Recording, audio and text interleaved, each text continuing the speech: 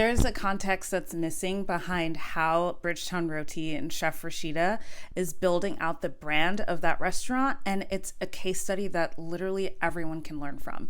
So for context, when I first met Chef Rashida, it was at the Women on Fire event, and all of the female chefs that are like you need to know were cooking at that event, and it was hosted by the Bite Club.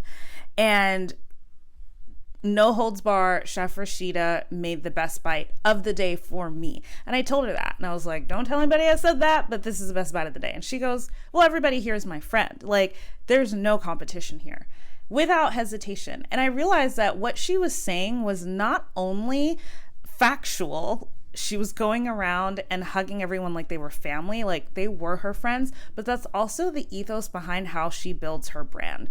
When you go to Chef Rashida's Instagram, every single post is a collaboration post. She has interviews with media conglomerates, celebrities, influencers, content creators, big people, small people, like anyone who loves Caribbean food has probably done a collaboration with Chef Rashida and Bridgetown Roti.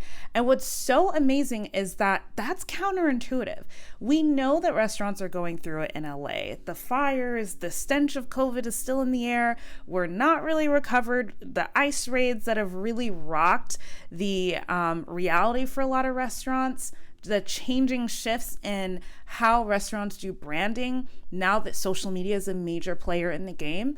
And it would be so easy to assume that oversaturation means more competition.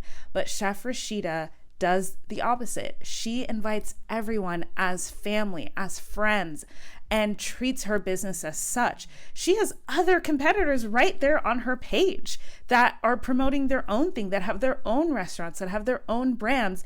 And she's leaning in on the community to help champion Caribbean food, to help champion Trinidadian culture. And not only that, when it comes to food that is ethnic and nuanced, oftentimes you're having to educate people. Oftentimes you're having to tell people, like, here is what the tradition is. Here is my take on it. Here is where I innovate. Here's where I keep things as old as what my grandmother taught me.